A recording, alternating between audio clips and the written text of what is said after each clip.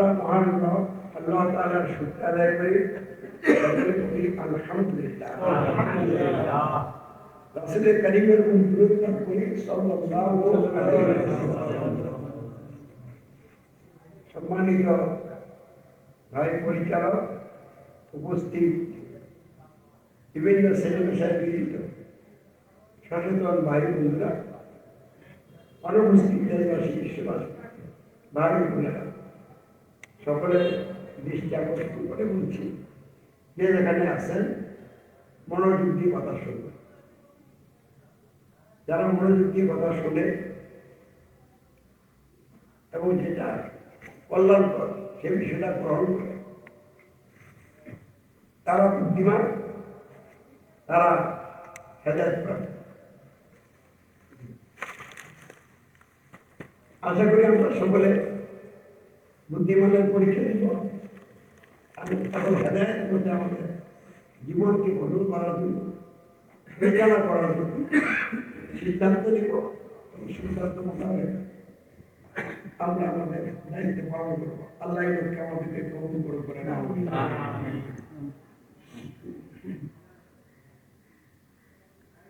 পবিত্র রমজান মাস,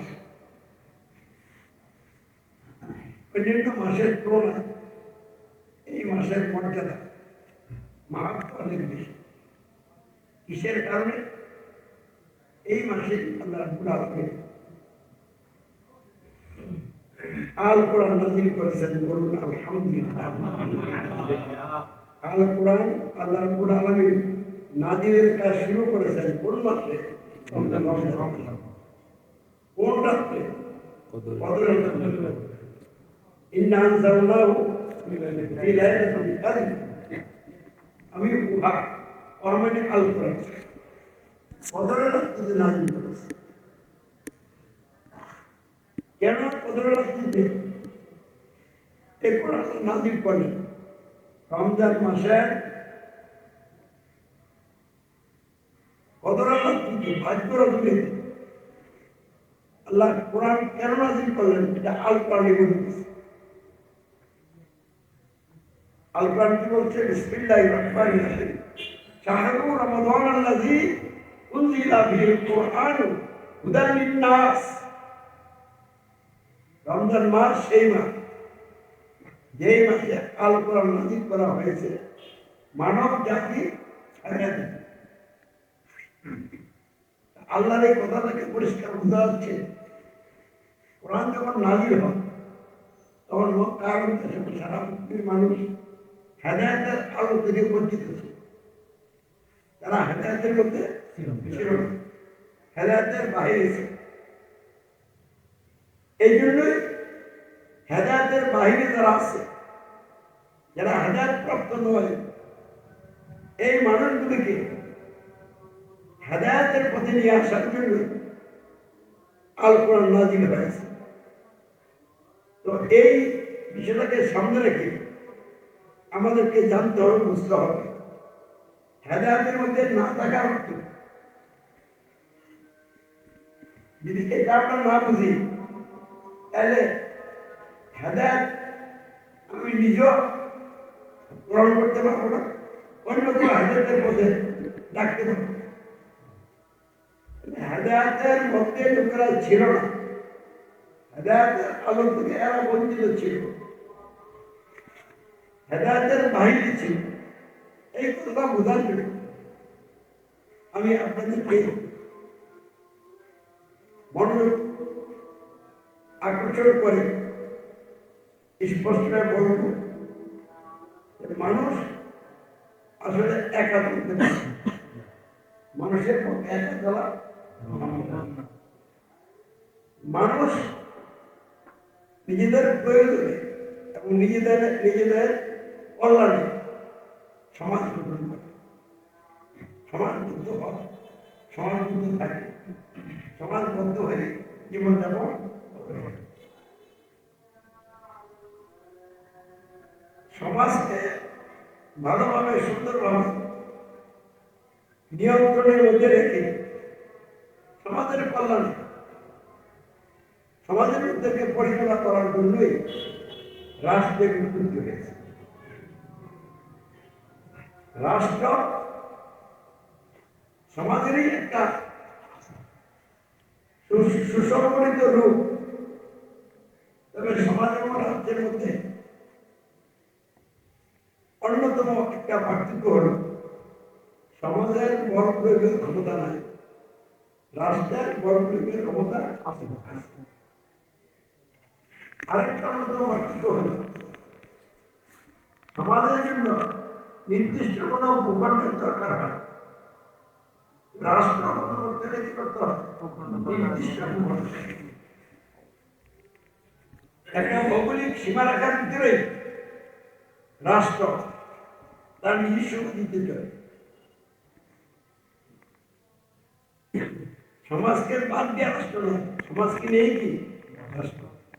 আমরা আমাদের প্রিয় বাংলাদেশ এরকম একটা সমাজ রাষ্ট্র, এই সমাজ রাষ্ট্রে জন্মগ্রহণ করেছে। আমরা তো এখানেই বড় হচ্ছি, এখানেই তো আমি মৃত্যুবরণ করবো, আবার সমাজে দাপন গ্রহণ করবে। তাহলে সমাজ খুবই গুরুত্বপূর্ণ বিষয় না। সমাজের বাইরে, রাষ্ট্রের বাইরে কি কেউ এখানে সুযোগ আছে? সমাজ এবং রাষ্ট্র কিভাবে গঠন হয় এটা আমাদের জানি। এই জন্য ভালো করে বুঝতে হবে সমাজ এবং রাষ্ট্রের মৌলিক বিষয় তিনটা। সমাজ এবং রাষ্ট্রের মৌলিক বিষয় তিনটা। বিষয় তিনটা না মৌলিক বিষয় তিনটা? মৌলিক বিষয় কিন্তু অনেক, মৌলিক বিষয় কটা? তিনটা। এর অর্থ কি? এর অর্থ এই তিনটা বিষয় না থাকলে সমাজ হবে, রাষ্ট্র হবে। এই তিনটা বিষয় লাগবে। প্রথম বিষয়টা হল রূপবিজ্ঞান। বাংলা হল সার্বভৌমত্ব, আইন বিধান ও শাসন। দ্বিতীয় মৌলিক বিষয় হল উলুহিয়া, দাসত্ব, আইনের আনুগত্য, উপাসনা। তৃতীয় মৌলিক বিষয় হল নেতৃত্বের বিধান, নেতার আনুগত্য, অর্থাৎ নেতার অনুসরণ অনুগত। এই তিনটা বিষয় না হলে কোনো সমাজ হতে আলোচনাটা বোঝার স্বার্থে আমাদের এই তিনটা বিষয় ভালো করে ধারণ করতে হবে। তাই আমার সাথে একটা কথা, সমাজ ও রাষ্ট্রের মৌলিক বিষয় তিনটি। প্রথম মৌলিক বিষয় রূপবিজ্ঞান, সার্বভৌমত্ব, আইন বিধান ও শাসন কর্তৃক। দ্বিতীয় মৌলিক বিষয় উলুহিয়া, দাসত্ব, আইনের আনুগত্য, উপাসনা। তৃতীয় মৌলিক বিষয় নেতৃত্বের ইতিহাস, নেতার আনুগত্য, অনুসরণ অনুগত।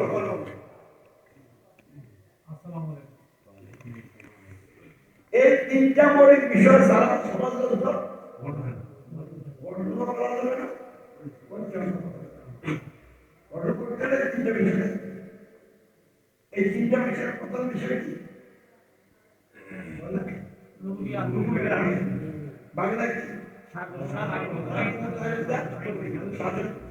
দ্বিতীয় মৌলিক বিষয় বাংলা কি? তৃতীয় মৌলিক বিষয় নেতৃত্বের ইতিহাস। পরবর্তী ভাষা বোঝায় কি?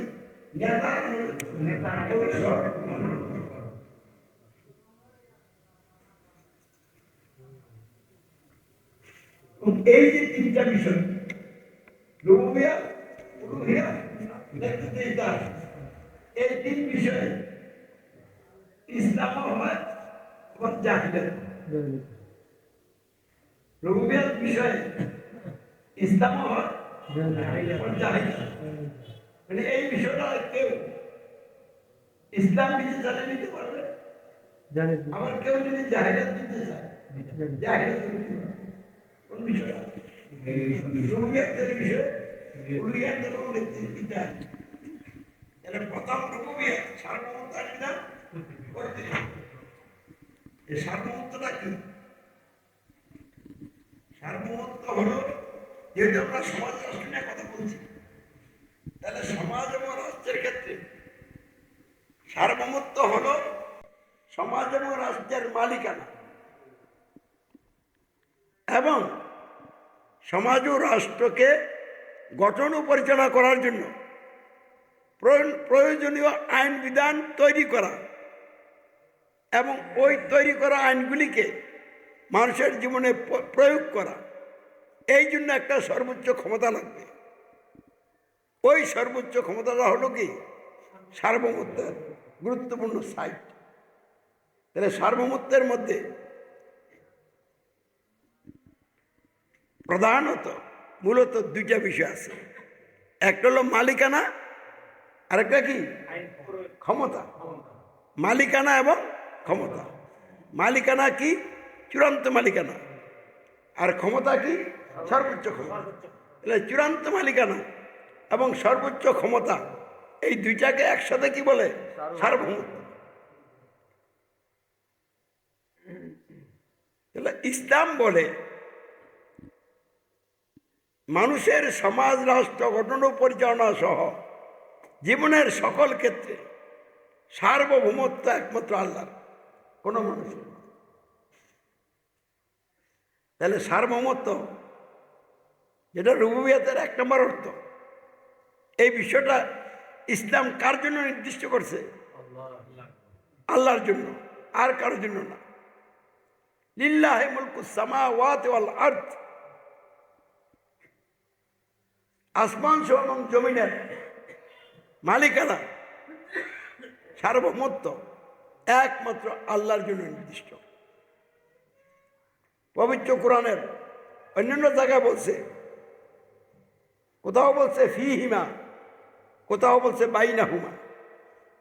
ফিহিমা মানে কি? আসমান এবং জমিনের ভিতরে মধ্যে যা কিছু আছে, এই সব কিছু চূড়ান্ত মালিকানা একমাত্র কার? আল্লাহ। বাইনাহুমা, আসমান এবং জমিনের মাঝখানে এই যে ফাঁকা জায়গাটা, এখানেও যা কিছু আছে, এসবেরও মালিকানা সার্বভৌমত্ব একমাত্র কার? আল্লাহর জন্য নির্দিষ্ট। তাহলে রুবুবিয়াত, সার্বভৌমত্ব, আইন বিধান ও শাসন কর্তৃত্ব, এই বিষয়ে ইসলামের স্পষ্ট কথা কি? সার্বভৌমত্ব, আইন বিধান ও নিরঙ্কুশ শাসন কর্তৃত্ব একমাত্র আল্লাহর, মানুষের নয়। এটা হলো আল্লাহর রুবুবিয়তে তাওহীদ। আর এটাই মূলত আল্লাহর প্রতি ঈমান। আর এই ঈমান যারা গ্রহণ করবে, অর্থাৎ রুবুবিয়তে তাওহীদ যারা গ্রহণ করবে, তারা যে রুবুবিয়তে তাওহীদ গ্রহণ করলো, এই বিষয়টাকে ঘোষণার মাধ্যমে প্রকাশ করবে। এই ঘোষণাটা কি? আল কোরআনের ভাষায় রব্বুন আল্লাহ, হাদিসের ভাষায় আল্লাহু আকবার, আর আমাদের বাংলা ভাষায় আল্লাহই আমাদের একমাত্র রব, সার্বভৌমত্বের মালিক, আইন বিধানদাতা, নিরঙ্কুশ শাসনকর্তা। অন্য কেউ নয়, কোনো মানুষ নয়। তারপর দ্বিতীয় বিষয় কি? উলুহিয়াত, দাসত্ব, আইনের আনুগত্য, উপাসনা। দাসত্ব মানে কি? নত হওয়া। কোন একটা শক্তির কাছে নত হওয়াকে কি বলা হয়? দাসত্ব বলা হয়। যেই শক্তির কাছে আপনি নত হইলেন, ওই শক্তির পক্ষ থেকে যা আদেশ করা হবে, হুকুম জারি করা হবে, ওই হুকুম পালনকে বলা হয় হুকুমের আনুগত্য, আইনের আনুগত্য। আর ওই শক্তির গুণ কীর্তন করাকে, শক্তির প্রশংসা করাকে, ওই শক্তির কাছে কিছু প্রার্থনা করাকে বলা হয় কি? উপাসনা। তাহলে দাসত্ব, আইনের আনুগত্য, উপাসনা, যার আরবি কি? উলুহিয়াত। উলুহিয়াতের আরেকটা আরবি কি? ইবাদত। তাহলে ইবাদত, দাসত্ব, আইনের আনুগত্য, উপাসনা, এই বিষয়ে ইসলাম কি, এই বিষয়টার ক্ষেত্রে ইসলামের বক্তব্য কি? ইসলাম বলছে দাসত্ব, আইনের আনুগত্য, উপাসনা, ইবাদত একমাত্র আল্লাহর, অন্য কারণ। তাহলে ইবাদত, দাসত্ব, আইনের আনুগত্য, উপাসনা এটা কার জন্য? ইসলাম কার জন্য নির্দিষ্ট করছে? আল্লাহর জন্য। আর কারোর জন্য বলছে? এইটা হলো আল্লাহর উলুহিয়াতে তাওহীদ। এটা হলো আল্লাহর প্রতি ঈমানের ফলশ্রুতি। তাহলে রুবুবিয়তের তাওহীদ হলো আল্লাহর প্রতি ঈমান, আর এই রুবুবিয়তের তাওহীদের ফলশ্রুতি হলো উলুহিয়াতে তাওহীদ। তারপরে তৃতীয় বিষয় নেতৃত্বের ইতাআত, মানে নেতার আনুগত্য, অনুসরণ, অনুকরণ। এ বিষয়ে ইসলাম কি বলে? এ বিষয়ে ইসলামের স্পষ্ট কথা হলো হযরত মুহাম্মদ সাল্লাল্লাহু আলাইহি ওয়াসাল্লাম কিয়ামত পর্যন্ত সারা দুনিয়ার সকল মানুষের জন্য আল্লাহর রাসূল, মানে আল্লাহর মনোনীত বিশেষ নেতা, যার আনুগত্য, অনুসরণ, অনুকরণ বিনা বাক্যে, বিনা শর্তে করতে হবে। কি কেন নাই? যদি নাই, হযরত মুহাম্মদ সাল্লাল্লাহু আলাইহি ওয়াসাল্লাম যেহেতু আল্লাহর রাসূল, তিনি যা বলবেন তাই আমি করব। তাহলে রসুলের আনুগত্য কি শর্ত সাপেক্ষে না শর্তহীন? এই জন্য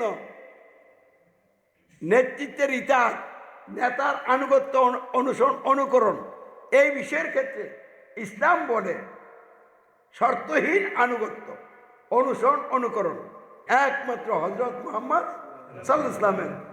অন্য কারো আনুগত্য শর্তহীন হবে না। অন্য কোনো নেতার আনুগত্য করতে হলে আমাকে দেখতে হবে ওই নেতা শর্ত পূরণ করছে কিনা। যদি শর্ত পূরণ করে তাহলে ওই নেতা আমি আনুগত্য করব, অনুসরণ, অনুকরণ করব। তাহলে ওই নেতার আনুগত্য, অনুসরণ, অনুকরণটাই রসুলের আনুগত্য, অনুসরণ, অনুকরণ হয়ে যাবে। এই কথা কি আমরা বুঝতে পারছি?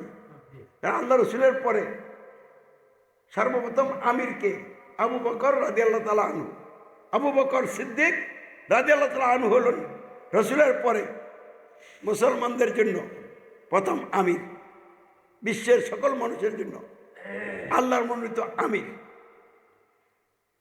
তিনি কোরআন সুন্নাহকে নিজে মেনে নিয়েছিলেন, কোরআন সুন্নাহর অধীনে থেকে নিজে কোরআন সুন্নাহর বিধিবিধান মেনে চলছিলেন এবং লোকদেরকে কোরআন সুন্নাহর বিধিবিধান দিয়া পরিচালনা করছিলেন, নেতৃত্ব দিয়েছিলেন। তাহলে তিনি কি করছেন? শর্ত পূরণ করছেনই, কোরআন সুন্নাহর অধীনে নিজেকে কি করছেন? বন্দী করছেন। তিনি শর্ত পূরণকারী আমির, নেতা। আবু বকর রাদিয়াল্লাহু তাআলা আনুগত্য করলে কার আনুগত্য হবে? রাসূলের আনুগত্য হবে। আর যেই নেতা আল কোরআনকে বাদ দিয়া মানুষের বানানো আইন দিয়া নেতা হইছে এবং ওই মানুষের বানানো আইন দিয়া নেতৃত্ব দিচ্ছে, লোকদেরকে পরিচালনা করছে, ওই নেতার আনুগত্য করলে রসুলের আনুগত্য হবে কিনা? যেহেতু সে শর্ত পূরণ করে নাই, এমন অবস্থা যদি আপনি তার আনুগত্য করেন, এই লোকটার আনুগত্য শর্তহীন হয়ে গেল। কি কথাটা বুঝছেন? শর্ত পূরণ করে নাই, তারপর আপনি আনুগত্য করলেন, তাহলে তার আনুগত্য কি হয়ে গেল? শর্তহীন হয়ে গেল। তাহলে শর্তহীন আনুগত্য তো শুধু আল্লাহ রাসূল হযরত মুহাম্মদ সাল্লাল্লাহু আলাইহি ওয়াসাল্লামেরই করতে হবে, তিনি ছাড়া আর কারো তো শর্তহীন আনুগত্য করা যাবে না।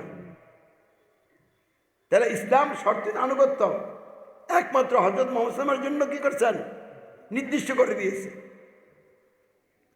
মানুষের ভিতরে আইন বিধান দিয়ে যারা নেতা হবে, এই নেতাদের আনুগত্য করা যাবে না, অনুসরণ, অনুকরণ করা যাবে না। তাহলে রুবুবিয়াত, উলুহিয়াত, নেতৃত্বের ইতাআত, এই তিন বিষয়ের ক্ষেত্রে যদি কেউ ইসলাম নেয়, সে আর কি জাহিলাত দিবে? তাহলে আসেন আমরা জেনে নেই এই তিন বিষয়ে জাহিলাত কি। রুবিয়াত বাংলা কি? সার্বভৌমত্ব, আইন বিধান, শাসন কর্তৃত্ব। সার্বভৌমত্ব কি? সমাজ ও রাষ্ট্রের মালিকানা এবং সমাজ ও রাষ্ট্র গঠন ও পরিচালনায় আইন বিধান প্রণয়ন এবং প্রয়োগের সর্বোচ্চ ক্ষমতা। আইন বিধান কি? সার্বভৌমত্বের মালিক যিনি, এই সার্বভৌমত্বের বলে সে যা আদেশ করে, নিষেধ করে, ইচ্ছা করে, অনুমোদন করে, ওইটি আইন। তাহলে আইনের সংজ্ঞা কি? সার্বভৌমত্বের মালিক যিনি, তার আদেশ, নিষেধ, ইচ্ছা ও অনুমোদনই হলো আইন। আর শাসন কর্তৃত্ব কি?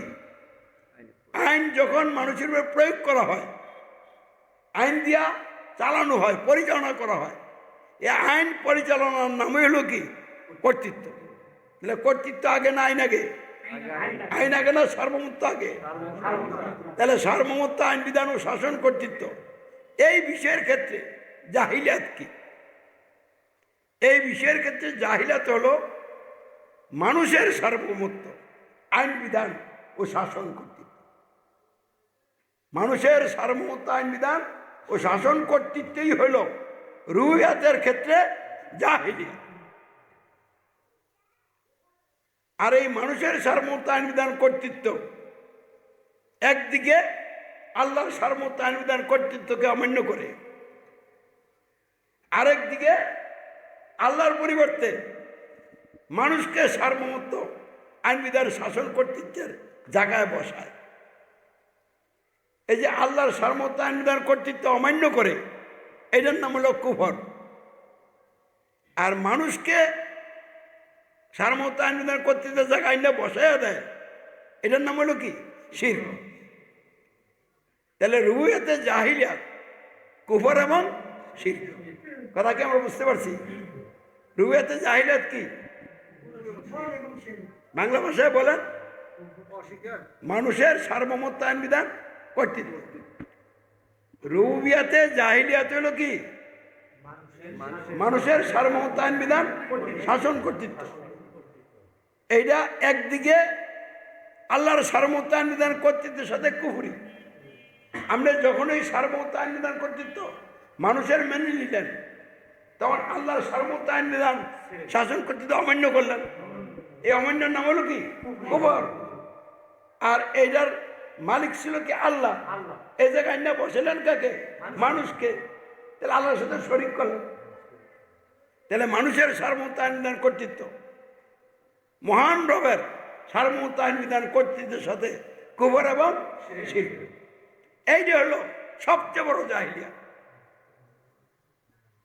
মক্কা আরব দেশ, সারা দুনিয়ার মানুষ হেদায়েতের আলো থেকে বঞ্চিত ছিল। এর অর্থ ছিল তারা তাদের সমাজ রাষ্ট্র গঠন পরিচালনায় মানুষের সার্বভৌমত্ব, আইন বিধান, কর্তৃত্বের অধীনে বন্দী ছিল। মানে হেদায়েতে ছিল না, হেদায়েতের বাইরে ছিল। তার মানে কি? মানুষের সার্বভৌমত্ব, আইন বিধান, কর্তৃত্বের অধীনে বন্দী ছিল। 2 নাম্বার উলুহিয়াত, দাসত্ব, আইনের আনুগত্য, উপাসনা। এই বিষয়ে জাহিলিয়াত কি? এই বিষয়ে জাহিলিয়াত হলো মানুষের দাসত্ব, মানুষের আইনে আনুগত্য, গায়রুল্লাহর উপাসনা। গায়রুল্লাহ মানে আল্লাহ ছাড়া আর যা কিছু আছে এগুলিকে কি বলা হয়?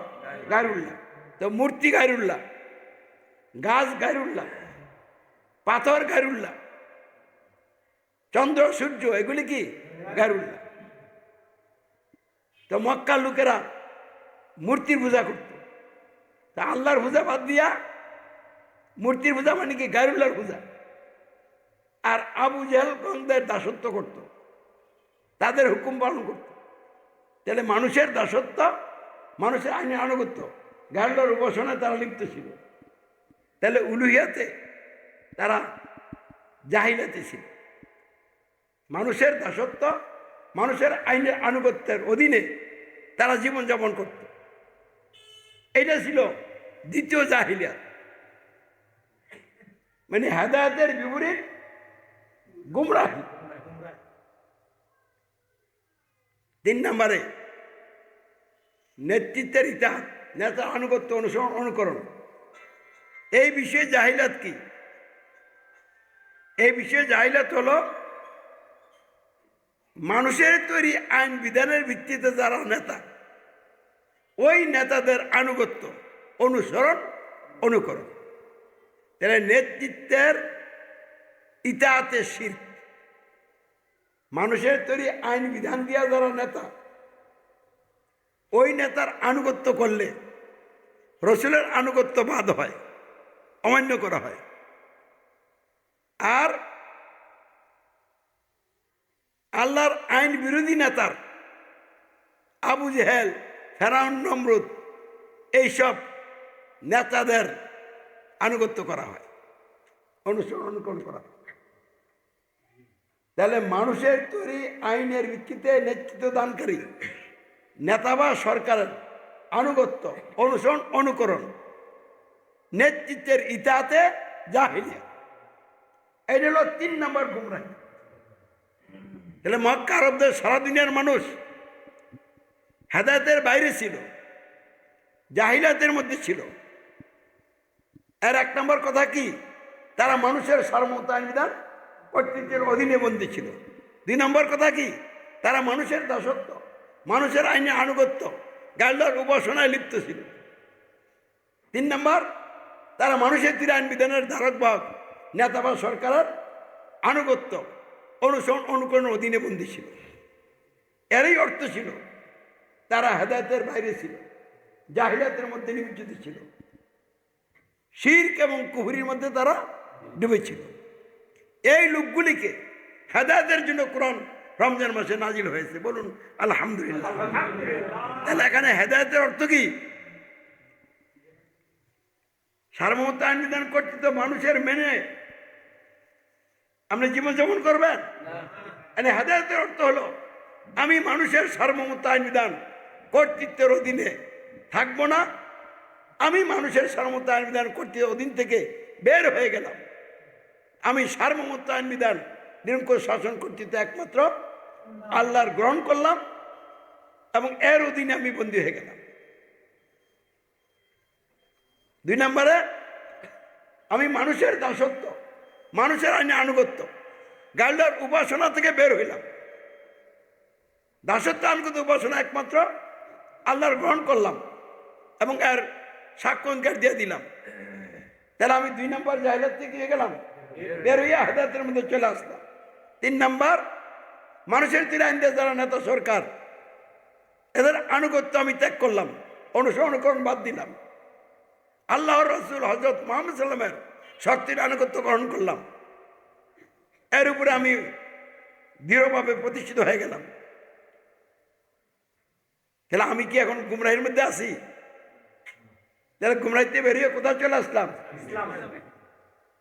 মানে জাহিলিয়াত থেকে আমি বেরোইয়া ইসলামের ভিতরে চলে আসলাম। এর নামই হচ্ছে হেদায়েত লাভ করা। এরই নাম কি? আর এই জন্য কোরআন নাযিল হয়েছে।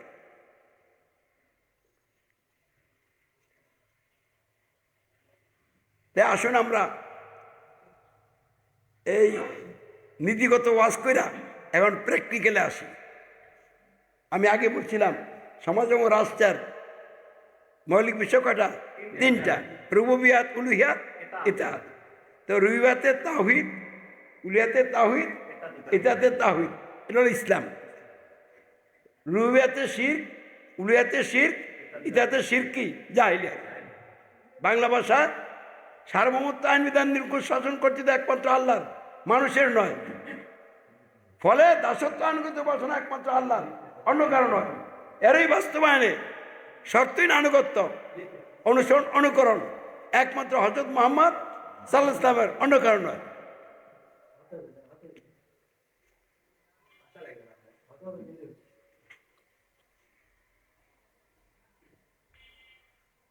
এলো ইসলাম। আর জাহিলিয়াত কি? রুবিয়াতে শিরক, উলুহিয়াতে শিরক, ইতাআতে শিরক। বাংলা ভাষায় কি? মানুষের সার্বভৌমত্ব আইন বিধান কর্তৃত্ব। এর ফলে মানুষের দাসত্ব, মানুষের আইনের আনুগত্য, গাইডলাইন উপাসনা। আর এর কার্যকারিতা মানুষের তীর আইনের ভিত্তিতে নেতৃত্বদানকারী নেতা বা সরকারের আনুগত্য, অনুসরণ, অনুকরণ। এগুলি হলো কি? জাহিলিয়াত। তো যে সমাজ এবং রাষ্ট্র রুবিয়াতে শিরক, উলুহিয়াতে শিরক, নেতৃত্বে ইতাতে শিরকের ভিত্তিতে গঠিত এবং পরিচালিত, ওই সমাজটা হলো জাহিলি সমাজ। হেদায়েতের বাইরে গুমরাহির সমাজ। যে রাষ্ট্রটা রুবিয়াতে শিরক, উলুহিয়াতে শিরক, ইতাতে নেতৃত্বে শিরকের ভিত্তিতে গঠিত পরিচালিত, ওই রাষ্ট্রটা কি রাষ্ট্র? জাহিলি রাষ্ট্র। তাহলে মক্কার যে রাষ্ট্রটা ছিল, যে সমাজটা ছিল, এই সমাজটা ছিল জাহিলি সমাজ, জাহিলি রাষ্ট্র। তো এই সমাজ থেকে কোরআনের গাইডলাইন অনুযায়ী আল্লাহ রসুল লোকদেরকে এক নম্বরে দাওয়াত দিলেন। কি দাওয়াত দিলেন? হে লোক সকল, তোমরা রুবিয়াতে শিরক ত্যাগ করো, রুবিয়াতে তাওহীদ গ্রহণ করো। হে লোক সকল, তোমরা মানুষের সার্বভৌমত্ব, আইন বিধান, শাসন কর্তৃত্ব ত্যাগ করো। সমাজ ও রাষ্ট্র সহ জীবনের সকল ক্ষেত্রে সার্বভৌমত্ব, আইন বিধান ও নিরঙ্কুশ শাসন কর্তৃত্ব একমাত্র আল্লাহর গ্রহণ করো এবং ঘোষণা দাও রাব্বুন আল্লাহ, আল্লাহু আকবার। 2 নম্বর, আল্লাহ রসুল দাওয়াত দিলেন, হে লোক সকল, তোমরা মানুষের দাসত্ব, মানুষের আইনে আনুগত্য, গাইডলাইন উপাসনা ত্যাগ করো। সমাজ ও রাষ্ট্র সহ জীবনের সকল ক্ষেত্রে দাসত্ব, আইনের আনুগত্য, উপাসনা একমাত্র আল্লাহর গ্রহণ করো এবং আর সাক্ষ্য অঙ্গীকার দাও, আশহাদু আল্লা ইলাহা ইল্লাল্লাহ। হে লোক সকল, তোমরা যে নেতার আনুগত্য করতেছ, মানুষের তৈরি আইনের ধারক নেতা বা সরকার মক্কা তো ছিল, তোমরা এই নেতার আনুগত্য ত্যাগ করো। অর্থাৎ মানুষের তৈরি আইন বিধানের ভিত্তিতে নেতৃত্ব দানকারী নেতা বা সরকারের আনুগত্য, অনুসরণ, অনুকরণ ত্যাগ করো। শর্তহীন আনুগত্য, অনুসরণ, অনুকরণ একমাত্র আল্লাহ রাসূল হযরত মুহাম্মদ ইসলামের গ্রহণ করো এবং এর সাক্ষ্য অঙ্গীকার দাও, আশহাদু আন্না মুহাম্মাদা রাসূলুল্লাহ। তো এই দাওয়াত পাইয়া যারা তার দাওয়াত কবুল করলো, দাওয়াত কবুলের আগে ছিল জাহিলিয়াতে, কবুলের সাথে সাথে চলে আসছে কোথায়? ইসলামে। কবুলের আগে ছিল গুমরাহিতে, কবুলের সাথে সাথে চলে আসছে কোথায়? হেদায়েতে। কবুলের আগে ছিল কুফর এবং শিরকে, কবুলের সাথে সাথে ঈমান এবং ইসলামের মধ্যে চলে আসছে। তাহলে এই 3টা বিষয়ে জাহিলিয়াতে থাকাকালীন সময়ে তারা ছিল কাফের মুশরিক, বুঝছেন? আর 3টা বিষয়ে জাহিলিয়াত ত্যাগ কইরা ইসলাম গ্রহণ করার সাথে সাথে তারা হয়ে গেছে ইমানদার মুসলিম। তাহলে কোন একটা ব্যক্তি যদি ইমানদার হইতে চায়, তাহলে রুবিয়াতে শিরকের মধ্যে থাকতে ইমানদার হইতে পারবে না। উলুহিয়াতে শিরক, নেতৃত্বে শিরকে থেকে ইমানদার মুসলিম হওয়া যাবে? তাহলে অবশ্যই যে ইমানদার মুসলিম হতে চায়, আর চাওয়া উচিত, তাকে রুবিয়াতে জাহিলিয়াত, উলুহিয়াতে জাহিলিয়াত, নেতৃত্বের ইজাতে জাহিলিয়াত ত্যাগ করতেই হবে। অথবা রুবিয়াতে তাওহীদ, উলুহিয়াতে তাওহীদ, নেতৃত্বের ইজাতে তাওহীদ গ্রহণ করে রব্বুন আল্লাহ ঘোষণা দিতে হবে, আল্লাহু আকবার ঘোষণা দিতে হবে, আশহাদু আল্লা ইলাহা ইল্লাল্লাহ এবং আশহাদু আন্না মুহাম্মাদা রাসূলুল্লাহ সাক্ষ্য অঙ্গীকার দিতেই হবে। তাহলেই তার অবস্থানটা ইসলামের ভিতরে হবে, তার অবস্থান হেদায়েতের মধ্যে হবে। অন্যথায় সে কোথায় আছে? ইসলামের বাহিরে, জাহিলিয়াতে, গুমরাহির মধ্যে। তাহলে কোরআন নাজিলের উদ্দেশ্য কি? লোকেরা জাহিলিয়াতে থাকুক না জাহিলিয়াতে বেরিয়ে ইসলামে আসুক? তাহলে এখন যদি বাংলাদেশের দিকে আসেন, আমরা যে দেশে জন্মগ্রহণ করছি, বসবাস করি, আমাদের তো একটা সমাজ রাষ্ট্র আছে। তাহলে এই সমাজ এবং রাষ্ট্র গঠন পরিচালনার জায়গায় কি গ্রহণ করা হয়েছে? গণতন্ত্র নামক মানবরচিত ব্যবস্থা গ্রহণ করা হয়েছে। তো গণতন্ত্র কি বলে? সমাজ এবং রাষ্ট্র গঠন পরিচালনার জায়গায় জনগণ সকল ক্ষমতার মালিক। তাহলে সমাজ এবং রাষ্ট্রের জায়গায় গণতন্ত্র বলতেছে জনগণ হল সমাজ এবং রাষ্ট্রের মালিক, সর্বোচ্চ ক্ষমতা জনগণের। আর জনগণের ভোটে যারা এমপি হবে তারা হবে জনপ্রতিনিধি। প্রতিনিধি মানে খলিফা। মানুষকে আল্লাহ বলছে মানুষ আল্লাহর খলিফা, মহান রবের খলিফা। আর গণতন্ত্র বলতেছে এমপিরা হলো জনগণের খলিফা। তো জনগণের খলিফা হইয়া তারা কি করবে? সমাজ এবং রাষ্ট্রটার জন্য আইন বানাবে। তাহলে জনগণ ভোট দিয়ে এমপিদেরকে সমাজ এবং রাষ্ট্রের জন্য আইন বানানোর দায়িত্ব দিছে। তারা আইন বানানোর কি নিছে? দায়িত্ব নিছে। দায়িত্ব নিয়ে তারা আইন বানায়। তাহলে তারা হয়ে গেছে কি? আইনদাতা। আর এই এমপিরা যে আইন বানিয়ে দেয়, এই আইনটা দিয়ে মন্ত্রীরা রাষ্ট্র চালায়, শাসন করে। বুঝছেন? শাসন বিভাগ হলো মন্ত্রীরা, আইন বিভাগ হলো এমপিরা, আর কোর্ট কাছারিতে যারা আছে তারা হলো বিচার বিভাগের লোক। তাহলে শাসন কর্তৃত্ব এখন বাংলাদেশে গণতন্ত্রের মাধ্যমে কার? মন্ত্রীদের। আইন বিধান কার? এমপিদের। আর ক্ষমতা সার্বভৌমত্ব কার? জনগণ। তাহলে জনগণও মানুষ, এমপিরাও মানুষ, মন্ত্রীরা কি? মানুষ। তাহলে সার্বভৌমত্ব আইন বিধান কর্তৃত্ব, যার আরবি রুবুবিয়াত, এই রুবুবিয়াত বাংলাদেশে গণতন্ত্রের মাধ্যমে আল্লাহর পরিবর্তে মানুষের উপর আরোপ করা হয়েছে। তাহলে রুবিয়াতের তাওহীদ কি মানা হয়েছে না অমান্য করা হয়েছে? তাহলে রবের সাথে কুফরিও করছে, শিরকও করছে। কারা? যারা সমাজ এবং রাষ্ট্রের জায়গায় গণতন্ত্র গ্রহণ করছে বা মেনে নিয়েছে। এক নম্বরে রুবিয়াতের জাহিলিয়াতের মধ্যে তারা ডুবে আছে। দুই নম্বরে বাস্তব জীবনে, চাকরিতে, ব্যবসা বাণিজ্যে, কোর্ট কাছারিতে মানুষের আইন চালু আছে। এখন মানুষ বাস্তব জীবনে ওই আইন কি করে? পালন করে। তো আইন পালন করলে আইনের আনুগত্য হয়। তাহলে কোন আইনের আনুগত্য করছে? তাহলে দাসত্ব আইনের আনুগত্য একমাত্র আল্লাহর, মানুষের নয়। এটা হলো ইসলাম। এখন গণতন্ত্রের মাধ্যমে মানুষের আইন পালন করছে, তাহলে মানুষের দাসত্ব করছে, মানুষের আনুগত্য করছে। তাহলে দাসত্ব মানুষের, আনুগত্য মানুষের, এটা উলুহিয়াতে জাহিলিয়া। তাহলে দুই নম্বরে উলিয়াতের বিষয়ে বাংলাদেশের মানুষ যারা গণতন্ত্র গ্রহণ করছে, মেনে নিয়েছে, তারা জাহিলিয়াতের মধ্যে আছে। তারা নেতার আনুগত্য, গণতন্ত্র দিয়া যারা নেতা হয়, সরকার হয়, তারা যে নেতা হয়ে দেশ চালায়, তারা কি আল্লাহর আইন দিয়ে চালায় না মানুষের আইন দিয়া? তাহলে আপনি ওই নেতাদেরকে অনুসরণ করেন। নেতারা চালায়, আমরা তাদের পরিচালনা চলেন। এটার নাম হলো অনুসরণ, অনুকরণ। তাহলে কোন নেতার অনুসরণ করতেছে?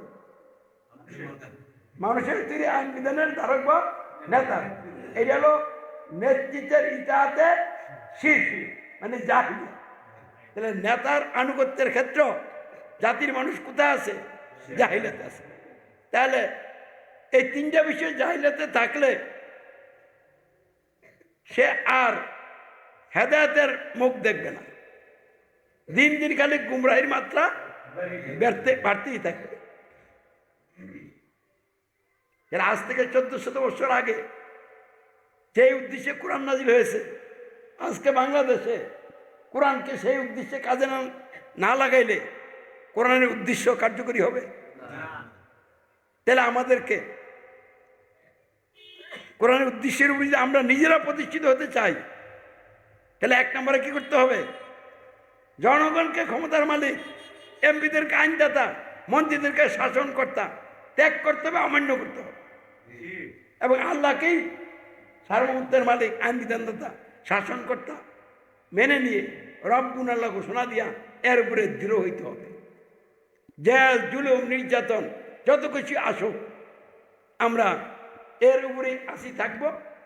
আমরা এর থেকে আর চুল পরিমাণ কি হব না, বিচ্যুত হব না। 2 নম্বরে কোরআন বিরোধী সংবিধান, যে সংবিধান দ্বারা রাষ্ট্র চলছে, এটা কি কোরআনের সমর্থনে কোরআনকে মেনে করা হয়েছে না কোরআনকে অমান্য করে? তাহলে এই সংবিধানের আনুগত্য স্বীকার করতে হবে, বলতে হবে পরিষ্কার, মানুষের কোনো আইন বিধান আমি পালন করি না, করব না। আমি কোনো মানুষের দাসত্ব করি না, করব না। আমি গায়রুল্লাহর উপাসনা করি না, করব না। আমি দাসত্ব আনুগত্য উপাসনা করি, করবো একমাত্র কার? আল্লাহ। তাহলে এই সংবিধানের অধীন থেকে আপনি বের হয়ে গেলেন। তাহলে 2 নম্বর জাহিলিয়াত থেকে কি হইলেন? বের হইলেন। বের হইয়া ইসলাম নিলেন। 3 নম্বরে যারা নেতা হইয়া নেতৃত্ব দিচ্ছে, এই নেতারা যেহেতু কোরআন বিরোধী সংবিধানের ধারক বাহক নেতা, এই নেতার আমি আনুগত্য অনুসরণ করি না, করব না। আমি সমাজ রাষ্ট্র জীবনের সকল ক্ষেত্রে শর্তেই আনুগত্য অনুসরণ অনুকরণ করি, করবো একমাত্র হযরত মুহাম্মদ সাল্লাল্লাহু আলাইহি ওয়াসাল্লামের। তাহলে এখন কি হলো? আপনি গুমরাহিতে বেরিয়ে কোথায় আসলেন? ইসলামে আসলেন। তাহলে আপনি কোরআন নাজিলের উদ্দেশ্যের উপরে নিজেকে প্রতিষ্ঠিত করলেন। এইবার আপনার কাজ কি? আপনি কিন্তু ইমানদার হয়ে গেছেন। আগে ছিলেন বেঈমান, কাফের মুশরিক। যদিও আপনার টিভি ছিল, দাড়ি ছিল, যদিও আপনি নামাজ পড়তেন, রোজা রাখতেন, বহু আমল করতেন, কিন্তু বাস্তব জীবনে মানতেন কি? গণতন্ত্র। এই কারণে আপনি রুবিয়াত, উলুহিয়াত, নেতৃত্বের ইতিহাস, এই 3 বিষয়ে জাহিলিয়াতে ছিলেন, যার কারণে আপনি ইমানদার মুসলিম ছিলেন না। এখন এই 3 বিষয়ে জাহিলিয়াত ত্যাগ কইরা ইসলাম গ্রহণ কইরা ঘোষণা সাক্ষ্যঙ্কের দিয়া আপনি কি হয়ে গেছেন? ইমানদার মুসলিম হয়েছেন। তাহলে কোরআন নাজিলের উদ্দেশ্য আপনি আপনার নিজের জীবনে কি করছেন? প্রতিষ্ঠা করছেন। এখন কোরআন আপনারা কি বলে এটা দেখতে হবে না? এই ব্যাপারে পবিত্র আল কোরআন বলে, কিতাবুন আনজালনাহু ইলাইকা লিতুখরিজান নাসা মিনাজ যুলুমাতি ইলান নূর বিইজনি রাব্বিহিম। হযরত মুহাম্মদকে লক্ষ্য করে আল্লাহ বলতেছে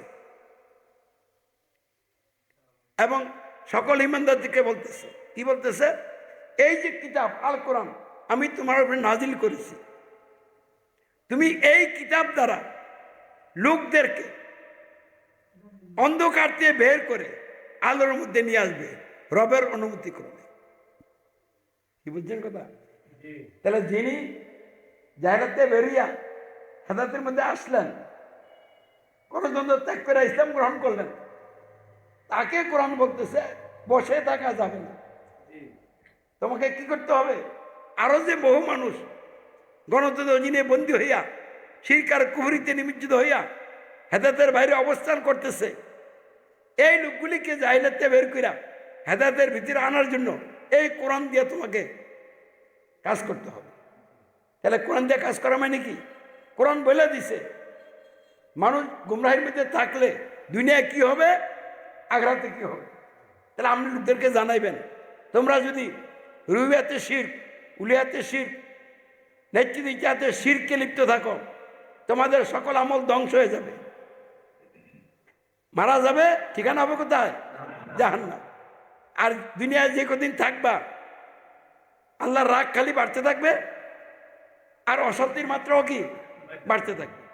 তাহলে দুনিয়াও দুর্ভোগ অশান্তি বাড়বে আর আখিরাতেও ঠিকানা হবে কোথায়? জাহান্নামে। কি করলে? গণতন্ত্র মেনে চললে। কারণ গণতন্ত্র মানলে রুবিয়াতে শিরক করা হয়, উলুহিয়াতে শিরক করা হয়, নেতৃত্বের ইতিহাসে শিরক করা হয়, আর এগুলোর টপ জাহিলিয়াত। এই জাহিলিয়াতের অধীনে জীবনযাপন করার পরিণতি দুনিয়াও ভালো না, আখিরাতেও ভালো না। এই কথাটা লোকদেরকে জানাইতে হবে। জানাবে কে? যে জাহিলিয়াতে বেরিয়া ইসলামে আসছে। মানে কোরআনের প্রথম উদ্দেশ্য হেদায়েতের জন্য নাজিল হয়েছে, গুমরাহিতে বেরিয়ে হেদায়েতে আসছে।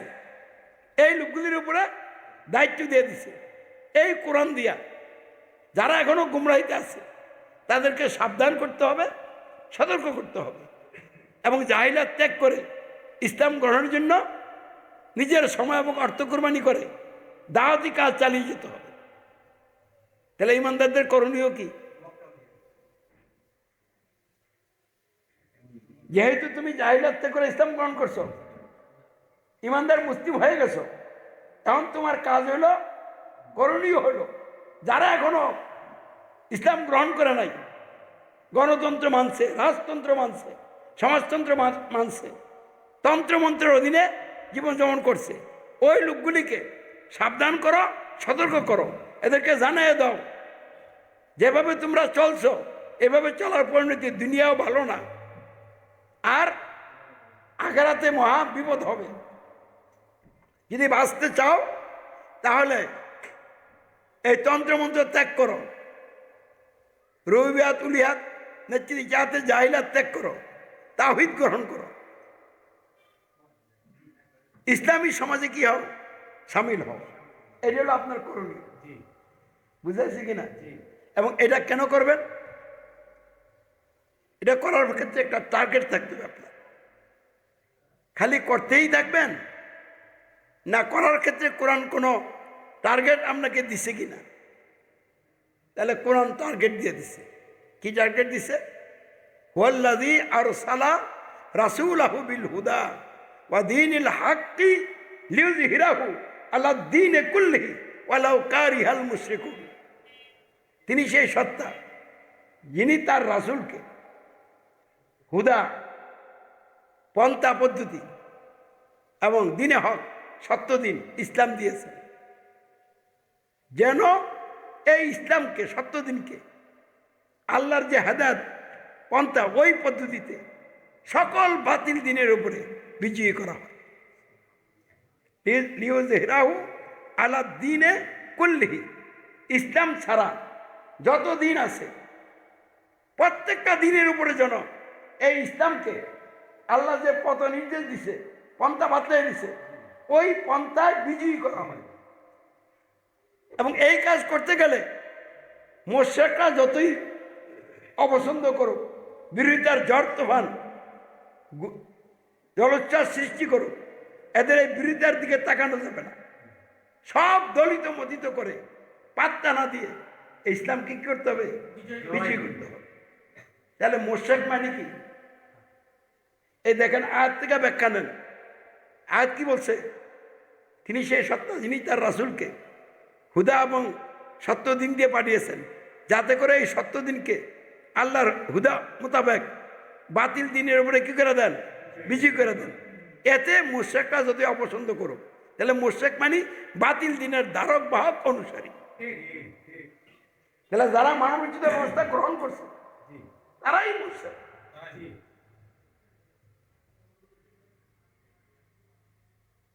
তাহলে বাতিল দিনের ধারক বাহক অনুসারীরা আপনার পথে যতই ব্যারিকেড দেব, এই কারণে কি আপনি থেমে যাবেন? বাতিল ব্যবস্থার মূলোৎপাটন না হওয়া পর্যন্ত আপনার আন্দোলন চলবে। যদি এক দেশে ইসলাম বিজয় লাভ করে, তাহলে কি নাকে তেল দিয়ে ঘুমাইবেন? অন্য দেশে এটাকে বিজয় করতে হবে। হ্যাঁ, তাহলে কোরআন নাজিলের উদ্দেশ্য কি? জাহিলিয়াত থেকে বেরিয়ে ইসলামে আসতে হবে, লোকদেরকে জাহিলিয়াত থেকে বের করে ইসলামে আনার জন্য আন্দোলন গড়ে তুলতে হবে। আন্দোলনের মাধ্যমে মানব রচিত ব্যবস্থার মূলোৎপাটন করে ইসলামের বিজয় নিশান উড়াতে হবে। এই জন্য কোরআন নাজিল হয়েছে রমজান মাস। বেশি বেশি করে ইফতারি খাওয়ার লেখা নাজিল হয় নাই। ইফতারি খাবেন, কিন্তু কোরআনকে বিজয়ী করার জন্য চূড়ান্ত চেষ্টা এবং সংগ্রাম করতে হবে। তাহলে আমরা কি কোরআন নাজিলের উদ্দেশ্য বুঝতে পারছি? তাহলে আপনারা কি কোরআন নাজিলের উদ্দেশ্যের মধ্যে আছেন না নাই? এখানে কারা কারা কারা কারা গণতন্ত্র ত্যাগ করছেন? গণতন্ত্র ত্যাগ করলে হেদায়েতের মধ্যে আসছেন। তারপরে এখন নিজের সমর্থ কুরবানি কইরা দাওয়াতি কাজ করেননি? তাইলে কোরআন যে 2 নম্বর বলছে কোরআন দিয়ে আপনাদেরকে জাহিলিয়াত থেকে বের করে ইসলাম আনতে হবে, এই কাজটা আপনি আছেন। এখন আপনি কি এরম নিহিত করেন যে আস্তে আস্তে কর্ম বিপদ আপদ যেন না আসে? তাহলে বোঝা গেল যে আপনি কোরআনের উদ্দেশ্যের উপরে নিজেকে প্রতিষ্ঠিত করতে চান না। আমাদের সিদ্ধান্ত নিতে হবে আমার জীবন যা যা, কিন্তু ইসলাম কায়েম হতো। ইসলামও কায়েম হলো না আর আমিও বেঁচে থাকলাম, এইটা চলবে না। হয়তো ইসলাম কায়েম হতে হবে, অথবা আমার রক্ত মাংস হাড্ডি কড্ডি ধুলাবালির সাথে মিশে যেত। তাহলে আমার শরীরও ভালো থাকবো, ইসলামও কায়েম হবে না। তার মানে আমি মানে নিজেকে রক্ষা করে আন্দোলন করি। আল্লাহ নবী রাসূলগণ এবং তাদের অনুসারীরা জীবনের ঝুঁকি নিয়ে মাঠে নামছিলেন। এই কাজ করতে করতে আল্লাহ রাসূল এবং সাহাবীরা মক্কা ছেড়ে কোথায় গেছেন? তারা নিজের ভিটা বাড়ি ছেড়ে দিয়ে মদিনায় চলে গেছেন। কেন গেছেন? আল্লাহ বলতেছে আল্লাযীনা উখরিজু মিন দিয়ারিহিম বিগাইরি হাক্কিন ইল্লা ইয়াকুলু রাব্বুনাল্লাহ। ওনারা সেই লোক যাদেরকে নিজেদের বাড়িঘর থেকে অন্যায়ভাবে বের করে দেওয়া হয়েছে, এই কারণে তারা বলতো রাব্বুনাল্লাহ, আল্লাহই আমাদের একমাত্র রব, সার্বভৌমত্বের মালিক, আইন বিধানদাতা, নিরঙ্কুশ শাসন কর্তা, অন্য কেউ নয়, কোনো মানুষ নয়। আমরা কোনো মানুষকে সার্বভৌমত্বের মালিক, আইন বিধানদাতা, শাসন কর্তা মানি না, মানব না। সার্বভৌমত্ব, আইন বিধান, নিরঙ্কুশ শাসন কর্তৃত্ব আল্লাহরই মানবো। এই কারণে তাদেরকে তাদের বাড়িঘর থেকে বের করে দেওয়া হয়েছে। তাহলে আমরা যদি কোন বেশি আগেলে বাড়িঘর নিয়ে যাইব নিলাম করে, তাহলে আমরা কোরআন নাজিলের উদ্দেশ্যের উপরে নিজেকে প্রতিষ্ঠিত করতে রাজি। আর এই ধরনের লোকেরা জান্নাতে যেতে পারবে না। জান্নাতের গ্যারান্টি দিছে আল্লাহ। কাদেরকে দিছে? ইন্নাল্লাযীনা ক্বালু রাব্বুনাল্লাহু সুম্মা ইসতাকামু ফালা খাউফুন আলাইহিম ওয়ালা হুম ইয়াহজানুন উলাইকা আসহাবুল জান্নাহ হুম ফিহা খালিদুন। নিশ্চয় যারা ঘোষণা করিল রাব্বুনাল্লাহ, অতঃপর এর উপরে ইস্তেকামাত থাকলো, তাদের কোনো ভয় নাই, চিন্তার কারণ নাই, এই ধরনের সকল লোক জান্নাতের অধিবাসী হবে। এবং তারা এই কাজ করতে যা মানে এই লক্ষ্যে যে আমল করছে, দিনের দাওয়াত দলমত নির্বিশেষে সকলকে দিয়া গেছে, এই জন্য তাদেরকে চিরদিন জান্নাতে রাখা হবে। বলুন আলহামদুলিল্লাহ।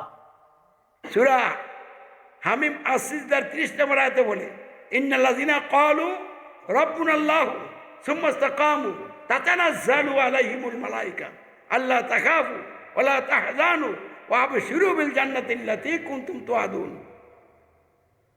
নিশ্চয় যারা ঘোষণা করিল আল্লাহই আমাদের একমাত্র রব, অতঃপর জেল জুলুম নির্যাতনের পরও এর থেকে বিচ্যুত হলো না, এর উপরে কি থাকলো?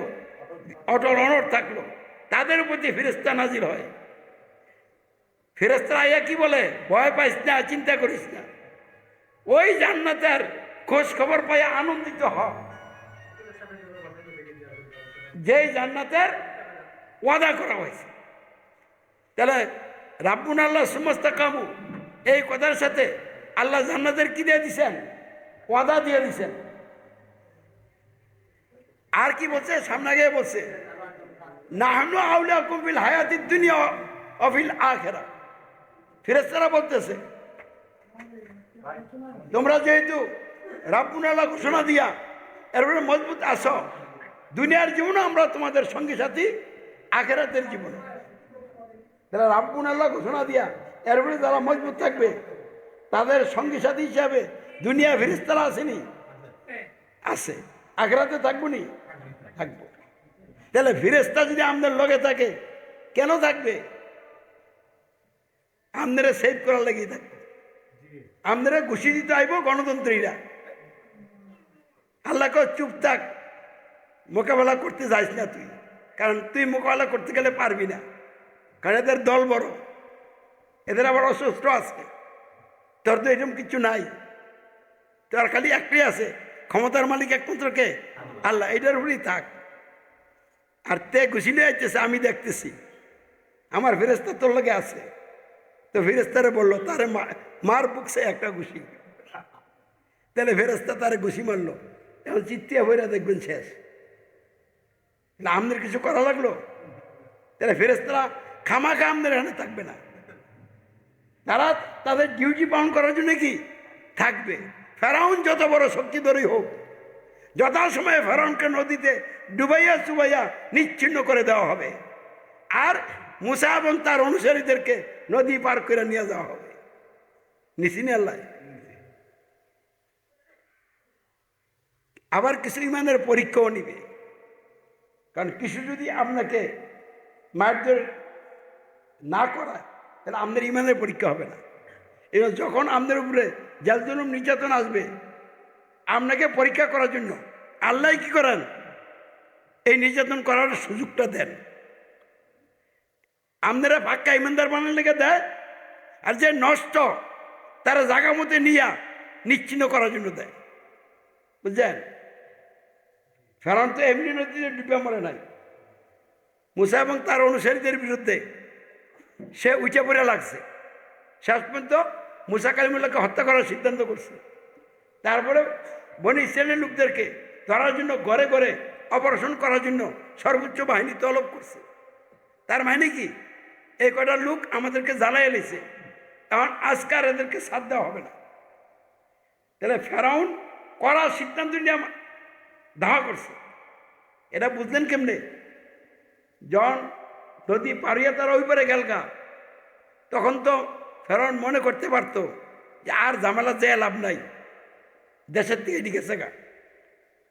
কিন্তু সে এমন খেপা খেপছে, এইবারে পাইলাম না, আজকে তোদের কোনো সার নাই, ওই পারে যাইও তোদেরকে ধরা হবে। এই জন্য শুকনা রাস্তা পাইয়া আর হৃদায়ত জ্ঞান হারাইলেছে। এই রাস্তা ফেরানোর জন্য তৈরি হয়েছে কিনা তার তো চিন্তা করার দরকার ছিল যে এরকম তো হয় না। তো হঠাৎ করে দুই দিকে পানি দাঁড়ায় মাঝখান দিয়ে শুকনা রাস্তা হয়ে গেল, যে রাস্তা দিয়ে মুসা তার অনুসারী থেকে নিয়ে নদীর ওই পারে চলে গেল, এই রাস্তা আমার জন্য হয়েছে কিনা এই চিন্তা করার অবকাশ ছিল না। সে এই রাস্তায় নামিয়ে গেছে, যখন মাঝখানে গেছে আল্লাহ দুই দিকের পানি মিলিয়ে দিছে। এখন কোথায় ফেরাউন? তার সুসজ্জিত বাহিনী এখন কোথায়? নদীর তলায় পানির নিচে, কারণ তলাটা তো গভীর, মাঝখানটা কি থাকে, ওই জায়গায় যাওয়ার পরেই পানি মিলিয়ে দিছে। তাহলে সার্বভৌম ক্ষমতার মালিক কে? আল্লাহ। তাহলে ওই মালিকের বিরুদ্ধে আমরা ঈমান আনি, তাহলে সারা পৃথিবীর সমস্ত শক্তি, আমেরিকা, চীন, রাশিয়া, ইন্ডিয়া সব মিললে আমাদের বিরুদ্ধে নামলে আমাদের সমস্যা কোথায়? কারণ আমাদের সাথে তো আপনার রব আছে। আমরা তো আল্লাহকে রব কোরআন করে রব্বুল আল্লাহ ঘোষণা দিচ্ছেন, আর এর উপরে দৃঢ় আছেন কিনা, থাকলে তো এইটাই যথেষ্ট। তাহলে গণতন্ত্রের জোটবোট নির্বাচনে যাবেন? গণতন্ত্র মানা যাবে কিনা এটা কর। যদি মানেন তাহলে আপনি 1 নম্বর সার্বভৌমত্ব আনবেন না করতে মানুষের মানলেন, রবিবারতে কুফর করলেন, শিরক করলেন, ঈমান হারাইলেন। 2 নম্বরে দাসত্ব আনুগত্য আল্লাহর বাদ দিয়ে মানুষের করলেন, লা ইলাহা ইল্লাল্লাহ বাদ গেলগা। 3 নম্বরে মানুষের তিরানের ধারক বাহক নেতার আনুগত্য করলেন, মোহাম্মদ রসুল্লাহ কে গেল, বাদ হয়ে গেল। তো কয়টা বিষয় বাদ হয়েছে? এখন 3টা বাদ হওয়ার পরে আপনার নামাজ, রোজা, হজ, যাকাত এগুলির কি অবস্থা হবে? একটা কোনো কাজে লাগবে না। উদাহরণ দিয়ে একটু বুঝাই, মানুষের মাথা থেকে পা পর্যন্ত এই পুরাটার নাম হলো দেহ। এটা কি বলে? দেহ বলে। কাইন আঙ্গুলের এই যে নখটা, এটাও তো দেহের অঙ্গ, আর গলারও তো দেহের অঙ্গ, মাথারও তো দেহের অঙ্গ, আবার ভিতরে যে হার্ট আছে এটা তো দেহের অঙ্গ। তাহলে হার্ট, গলা, মাথা এই 3টা অঙ্গ আর কাইন আঙ্গুল কি একরকম অঙ্গ? বেশ কম আসেনি কিছু? কিরম বেশ কম? দেখেন, একটা লোকের মাথা পুরাপুরি সেচা নিলেন, মজকটা বাড়িয়ে গেল, এখন এই লোকটা গলা দিয়ে খাইতে পারবো নি? এই লোকটার হার্ট কোনো কাজ করবো নি? তাহলে একটা অঙ্গ শেষ হওয়ার কারণে বাকি 2টা কি হয়ে গেছে? বাদ হয়ে গেছে কিনা? আচ্ছা, এবার কি করলেন? মাথাটা রাখলেন, গলা ঢাকা চলে যায়। এখন মাথায় কাজ করবো নি, হার্টে কাজ করবো নি, তাহলে একটা কাটার কারণে বাকি দুইটা কি হয়ে গেছে, বাদ হয়ে গেছে। আচ্ছা ঠিক আছে, মাথাও ঠিক রাখলেন, গলাও ঠিক রাখলেন, হাড়টা বাদ হয়ে গেল, হার্ট নাই, তাহলে তার রুহ আছে। এখন মাথা কাজ করব, গলা কাজ করব, তাহলে হার্ট, গলা আর মাথা তিনটা একটার সাথে আরেকটা এমনভাবে জড়িত, একটা বাদ হইলে অটোমেটিকলি দুইটা কি হয়ে যায়, বাদ হয়ে যায়।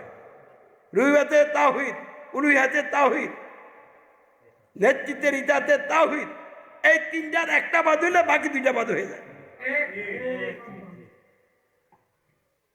ধরেন আপনি কি করলেন, নেতৃত্বের ইতাহাতে শিরক নিলেন, মানে এমন নেতার আনুগত্য করলেন যেই নেতা আল্লাহর আইন বাদ দিয়া মানুষের আইন দিয়ে নেতা হয়েছে, নেতৃত্ব দিচ্ছে, কারণ আপনি এই নেতার আনুগত্য স্বীকার করলেন, তাহলে এই নেতার অধীনে আপনি গেলেন। তো তাহলে এই নেতার অধীনে যাওয়ার কারণে এই নেতা সার্বভৌমত্ব আইন বিধান করছে, তো মানুষের মাইনে নিচ্ছে, এই নেতা মানুষের তীরে আইনের আনুগত্যের অধীনে আছে নাকি?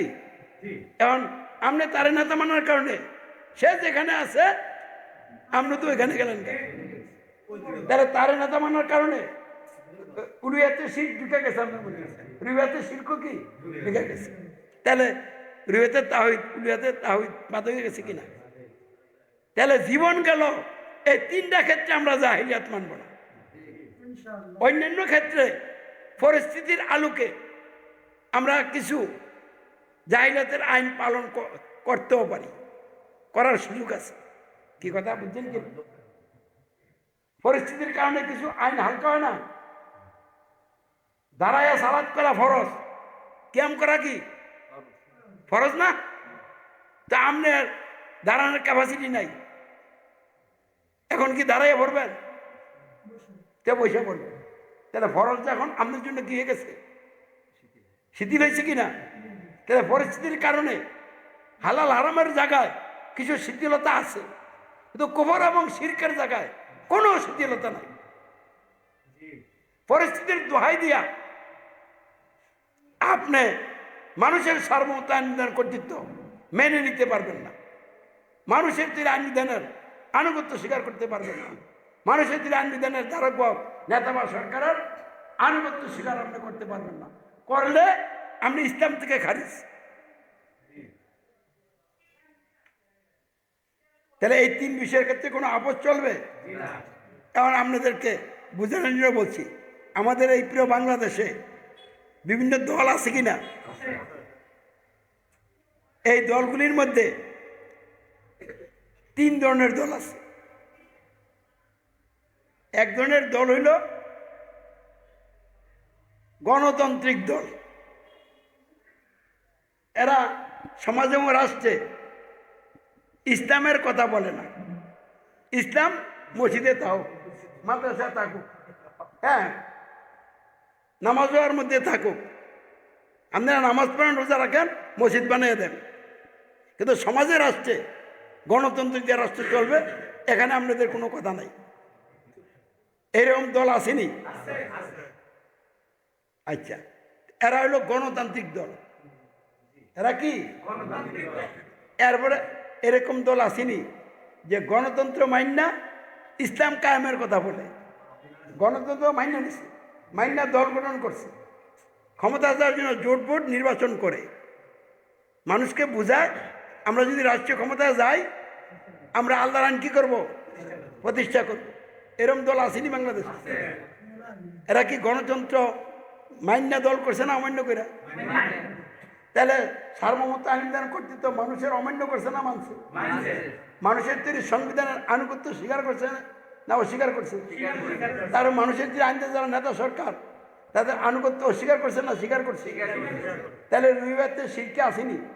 উলুহিয়াতে শিরকে আসেনি? নেতৃত্বে শিরকে আসেনি? তাহলে ইসলামে আসে না জাহিলিয়াতে আছে? তারপর তো আবার ইসলামের কথা কয়। তাহলে এইটার নাম আমি রাখছি ধর্মভিত্তিক গণতান্ত্রিক দল। এরা কি? ধর্মভিত্তিক গণতান্ত্রিক দল। তাহলে গণতান্ত্রিক দল আর ধর্মভিত্তিক গণতান্ত্রিক দল।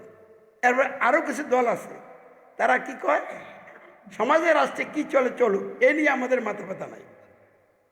কে ক্ষমতা আসে আসুক, কি দিয়ে দেশ চলবে, কোন আইন দিয়ে চলবে, এর মধ্যে আমরা নাই। আমরা নামাজ নিয়ে আসি, আল্লাহ বিল্লাহ নিয়ে আসি।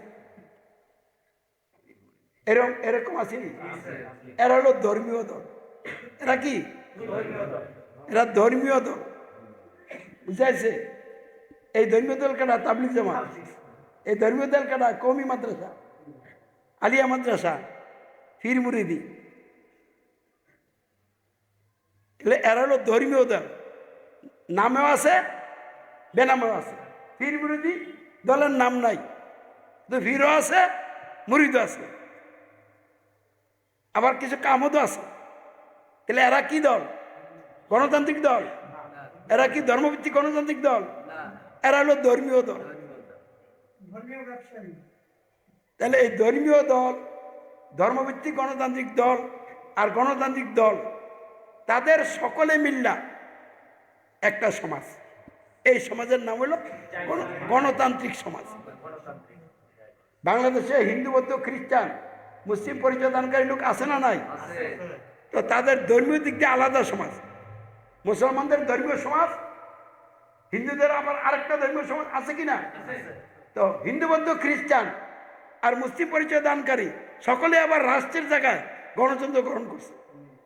তাহলে হিন্দুদের ধর্ম গণতন্ত্রের অধীন, বৌদ্ধদের ধর্ম গণতন্ত্রের অধীন, খ্রিস্টানদের ধর্ম গণতন্ত্রের অধীন, মুসলমানদের তথাকথিত ধর্মীয় আচার অনুষ্ঠান গণতন্ত্রের অধীন।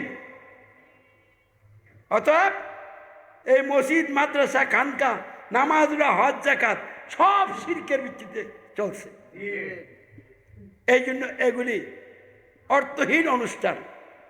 এগুলি যে সময় দেওয়ার চেয়ে মনে করেন কি রিক্সা চালানো বলা, কারণ রিক্সা চালানো তো আমাদের কিছু উপকার হইব। কি উপকার হইব? 20,000 টাকা পাবেন। আর এখন যে নামাজ, এই নামাজ পড়ে আপনি কি পাবেন? কিচ্ছু পাইতেন না। তাহলে এই সময়টা রোজগার করলে তো কিছু লাভ হইত। তাহলে দুনিয়াও পাইলেন না, আখিরাতও পাইলেন না। কারণ কি? আল্লাহ বলে দিচ্ছেন বিসমিল্লাহির রহমানির রহিম, লাইন আশরাকতা লা ইয়াহবাতান্না আমালুকা ওয়ালা তাকুনান্না মিনাল খাসিরিন। তুমি যদি শিরক করো তাহলে তোমার সকল আমল ধ্বংস, আর তুমি হবে ক্ষতিগ্রস্ত, অন্তর্ভুক্ত, জাহান্নামীদের দলভুক্ত। তার মানে গণতন্ত্র মানে জাহান্নামের গাড়ি। তা আপনি জাহান্নামের গাড়িতে উঠা ভালা সিট পেয়ে বসে গেছে। আপনি যাবেন ঢাকা, এখন ঠনঠনিয়া যাইয়া রংপুরের দিকে যে গাড়ি যায়, এই গাড়িতে উঠছে, ওইটা একটা ভালো সিট নিছেন, ভাড়াও দিছে, তসবিহ সারালাইয়া বলতেছেন আল্লাহ আমাকে সহি সালামতে ঢাকা পৌঁছে দিন। তাহলে 1 ঘন্টা পরে আপনি কোথায় যাইবেন? ফেরিলাম গাইবান্ধা গেছেন। তাহলে আগে আসিলেন বগুড়া। এখন বগুড়া ঢাকার থেকে কাছে না গাইবান্ধা ঢাকার থেকে কাছে? তাহলে আগে আসিলেন ঢাকার কাছে, এখন ঢাকার থেকে আরো কি করছেন? দূরে চলে গেছে। যদি গাড়ি ঠিক হইতো 1 ঘন্টা পরে কমপক্ষে সিরাজগঞ্জ থাকবে। তো সিরাজগঞ্জ করলে ঢাকার দিকে তো আগাইলেন। তাহলে আপনার সমস্যাটা কোথায়? আপনি তো ভাড়া কম দেন নাই, সিট খারাপ পান নাই, জিকির কম করেন নাই। আপনার ভুল হইল, আপনি ঢাকার গাড়িতে না উঠা রংপুরের দিকে যে গাড়ি চড়ছেন, গাড়ি ভুল গাড়ি চড়ছেন।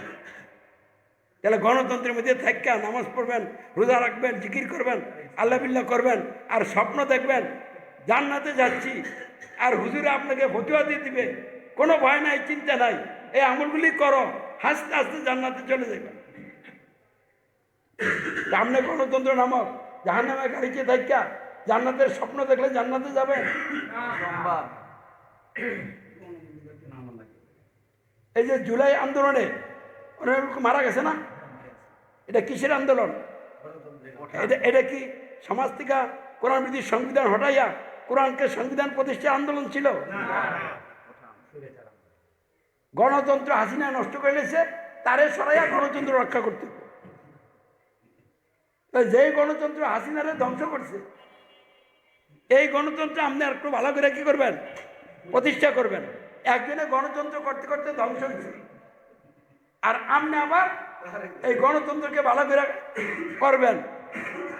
তাহলে এই জন্য যে আন্দোলন, এই আন্দোলন করে যারা মরছে এরা কি কেউ শহীদ হয়েছে? কিন্তু হুজুরা তো ফতুয়া দিয়ে দিচ্ছে শহীদ। শেখ মুজিব মরছে আর তারা শহীদ করে, শেখ মুজিব শহীদ হয়েছে? জিয়া রহমান মরছে, শহীদ হয়েছে? 31 সালে বহু মানুষ মরছে, এটা কি ইসলামের জন্য মরছে? তাহলে একটা তো শহীদ হয় নাই।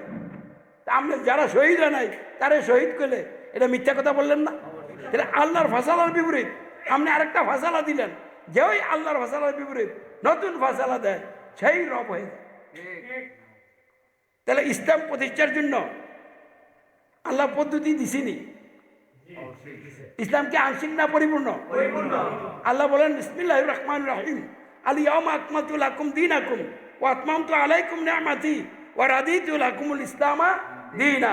আজ আমি তোমাদের জন্য তোমাদের দিনকে পরিপূর্ণ করে দিলাম এবং তোমাদের উপর আমি আমার সকল নিয়ামত সুসম্পন্ন করলাম, আর ইসলামকে দিন জীবন ব্যবস্থা হিসেবে তোমাদের জন্য পছন্দ করলাম, মনোনীত করলাম। তাহলে আল্লাহর এই আয়াত কি বলতেছে?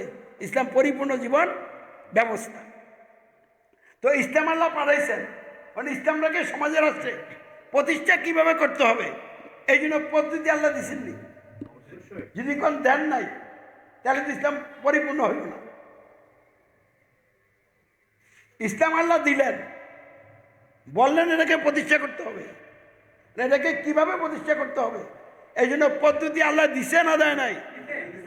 মানে আপনি যদি ওই পদ্ধতি বাদ দিয়া নতুন একটা পদ্ধতি আবিষ্কার করেন, তাহলে আল্লাহর পদ্ধতির বাইরে যা আরেকটা পদ্ধতি আপনি দিলেন, আপনি কি রব হয়ে যান নাই? তাহলে গণতন্ত্র দিনে জোট বোট নির্বাচন করে ক্ষমতা যায় ইসলাম কায়েম করব, এই পদ্ধতি আপনি পাইলেন কই? আল্লাহকে এই পদ্ধতি দিছে? তাহলে আল্লাহর পদ্ধতিটা কি? এইটা আমরা পাবো কোথায়? আল্লাহ রসুলের জীবনে। আল্লাহ রসুল সমাজে আসছে ইসলাম প্রতিষ্ঠা করে গেছেন না প্রতিষ্ঠা না করে চলে গেছেন? তাহলে রসুল যেভাবে প্রতিষ্ঠা করছে এইটাই তো প্রতিষ্ঠার পদ্ধতি। কি বুঝে আছে কথা? এই পদ্ধতির বাইরে গেলে ওইটা কি পদ্ধতি? তাহলে আল্লাহ রসুল কিভাবে প্রতিষ্ঠা করছিলেন এই কথাটা বলি শেষ করব। আবু জাহেলের নেতৃত্বে মক্কা যে সমাজটা এবং রাষ্ট্রটা গড়ে উঠেছিল, এই সমাজ এবং রাষ্ট্রের একটা সংবিধান ছিল। সংবিধান কাকে বলে? সমাজ এবং রাষ্ট্র গঠন এবং পরিচালনা করার জন্য প্রয়োজনীয় আইনগুলি হইল সংবিধান। এটা লিখিত হইতে পারে, অলিখিত হইতে পারে। তাহলে মক্কায় তাদের সমাজ গঠনের জন্য আইন কানুন ছিল কিনা, সমাজ চালানোর জন্য নিয়ম কানুন ছিল কিনা, ওই নিয়ম কানুনগুলি হইল মক্কার সংবিধান। তাহলে মক্কার লোকেরা ওই সংবিধান মেনে নিছিল এবং ওই সংবিধানের আইন বিধান পালনের অঙ্গীকার করছিল। এটা হলো সংবিধানের আনুগত্য স্বীকার। তারা সংবিধান কে নেতা হবে এটা বলে না বলে না? তাহলে আবু জাহেল নেতা হয়েছে কি দিয়া? তাদের সংবিধান দিয়া। তাহলে ওই সংবিধান যে নেতা, এই নেতার অনুসরণ অনুকরণের অঙ্গীকার করলে নেতার আনুগত্য স্বীকার হইল। তাহলে মক্কার সমাজটা কিভাবে গঠিত হয়েছিল? কোরআন বিরোধী সংবিধান মান্যা, মানে যে সংবিধানটা ছিল এটাকে কোরআন আর পক্ষে না বিপক্ষের সংবিধান? তাহলে কোরআন বিরোধী সংবিধান মান্যা, কোরআন বিরোধী সংবিধানের আনুগত্য স্বীকার কইরা, কোরআন বিরোধী সংবিধান ভিত্তিক নেতার আনুগত্য স্বীকার করা মক্কাতে যে সমাজটা প্রতিষ্ঠিত ছিল, আল্লাহ রসুল ওই সংবিধান কি মানছিলেন না অমান্য করছিলেন? রসুলের সাহাবীরা ওই সংবিধান মানছিলেন না অমান্য করছিলেন? রসুল এবং তার সাহাবীরা ওই সংবিধানের আনুগত্য স্বীকার করছিলেন না অস্বীকার করছিলেন? ওই সংবিধান যে নেতা সরকার, রসুল এবং সাহাবীরা ওই নেতার আনুগত্য স্বীকার করছিলেন না অস্বীকার করছিলেন? তাহলে আল্লাহ রসুল এবং তার সাহাবীরা কোরআন বিরোধী সংবিধান অমান্য কইরা আল কোরআনকে সংবিধান মান্য নিয়েছিলেন। ঠিক? 2 নম্বরে কোরআন বিরোধী সংবিধানের আনুগত্য অস্বীকার কইরা কোরআনের আনুগত্য স্বীকার করছিলেন। 3 নম্বর কোরআন বিরোধী সংবিধানের ধারক বাহক নেতা সরকারের আনুগত্য স্বীকার করা রসুলের শর্তীন আনুগত্য স্বীকার করে নিয়েছিলেন। ফলে সমাজ হয়ে গেল কয়টা? দুইটা। কোরআন বিরোধী সংবিধানের অধীনে এক সমাজ, আর কোরআনের অধীনে আরেক সমাজ। তো দুই সমাজের সংবিধান কি একটা? সম্পূর্ণ সংবিধান কি হয়ে গেছে? আলাদা হয়ে গেছে। তারপরে দুই সমাজের লোকেরা কি একই সংবিধান আনুগত্য স্বীকার করছে? আবু জেহেল অনুসারীরা যেই সংবিধান আনুগত্য স্বীকার করছে, রসুলের সাহাবীরা ওই সংবিধানের আনুগত্য স্বীকার করে কোরআনের আনুগত্য স্বীকার করছে। তাহলে সংবিধানের আনুগত্য স্বীকারের জায়গাটা কি দুই সমাজের এক না আলাদা? এবার নেতার আনুগত্য স্বীকারের জায়গাটা কি এক না আলাদা? তাহলে সমাজ ভেঙে আরেকটা সমাজ হয়েছে নি। এই কাজটাই মক্কার কাফেরদের কাছে ভালো লাগে নাই, যে বাপদাদার থেকে একটা সংবিধান মানি না, আমরা সকলে এক সমাজের লোক। এখন মোহাম্মদ আইসা ওই সংবিধান বাদ দিয়ে আরেক সংবিধান লয়ে আইছে, যেই সংবিধান সমাজের আসছে নাই। আবার একটা দল বানিয়ে নিয়েছে এই সংবিধানের বিপরীত আরেক সংবিধান দিয়া। এভাবে যদি কাজ চলে তাহলে আমাদের সংবিধান গোল্লা যাইব, আমাদের সমাজ থাকবে না। অতএব সমাজ ঠিক রাখতে হবে, সংবিধান ঠিক রাখতে হবে। তাহলে মোহাম্মদকে হত্যা করতে হবে, তার অনুসারীদেরকে আর কাজ করার কোনো সুযোগ দেওয়া যাবে না। তো আল্লাহ রসুল এবং সাহাবীরা কি এই জালজুল নির্যাতনের কারণে ওই বাতিল সংবিধানকে মান্য নিয়েছিলেন? ওই সংবিধানের আনুগত্যের অধীনে গেছিলেন? বাতিল নেতাদের আনুগত্যের অধীনে গেছিলেন? তাহলে যারা গণতন্ত্র যে ইসলাম আনবেন, আপনারা কোন সংবিধানের অধীনে দল বানাইছেন? তাহলে রসুল গিয়া কোরআন বিরোধী সংবিধান অমান্য করলো, আর আপনারা গিয়া কোরআন বিরোধী সংবিধান মাইনা নিলেন। তাহলে রসুল আর সাহাবীদের সাথে আপনাদের কোনো মিল আছে? তা আল্লাহ রসুল এবং সাহাবীরা গিয়া কোরআন বিরোধী সংবিধান আনুগত্য অস্বীকার করলেন, আর আপনারা গিয়া কোরআন বিরোধী সংবিধানের আনুগত্য স্বীকার করলেন। তাহলে এখনো তো রসুলের বিপরীত গেলেন। রসুল এবং সাহাবীরা কোরআন বিরোধী সংবিধান যারা নেতা সরকার, তাদের আনুগত্য স্বীকার করেছিল না অস্বীকার করেছিল? আর গণতন্ত্রের যারা ইসলাম আনবে, তারা গণতান্ত্রিক সরকার আনুগত্য স্বীকার করছে না অস্বীকার করছে? তাহলে আমাদের তো কোনো মিলই নেই। তাহলে আপনারা তো জাহিলিয়াতের লোক, ইসলামের কোনো লোক না। তাহলে আজকে ইসলাম প্রতিষ্ঠা করতে হইলে একজন আমির লাগবে কিনা? নবীর সঙ্গে তো আসবে না। আমির কি কোরআন বিরোধী কোনো সংবিধান মানবে? কোরআন বিরোধী সংবিধান আনুগত্য স্বীকার করবে? কোরআন বিরোধী সংবিধানের ধারক বাহক নেতা সরকার আনুগত্য স্বীকার করবে? তাহলে আমির চিনবেন কেমনে? যে ডাইরেক্ট বলবে আমি কোরআন বিরোধী কোনো সংবিধান মানি না, মানব না, আমি আল কোরআনকে সংবিধান মানি না।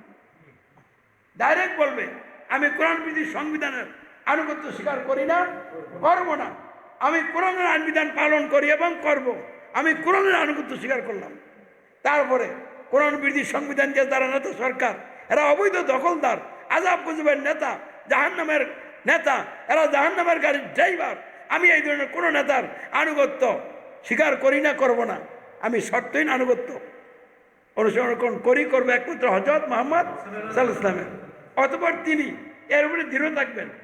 লোকদেরকে দাওয়াত দিয়া এই কোরআন বিরোধী সংবিধানের অধীনে বের করা, কোরআন অধীনে আনার জন্য নিজের সমর্থ কুরবানি করা চূড়ান্ত চেষ্টা সংগ্রাম চালাইবেন। আল্লাহর সাথে সম্পর্ক গভীর করবেন, বৃদ্ধি করবেন, আল্লাহকে ভয় করবেন, আর কাউকে ভয় করবেন না। এরকম একজন আমির লাগবে কিনা?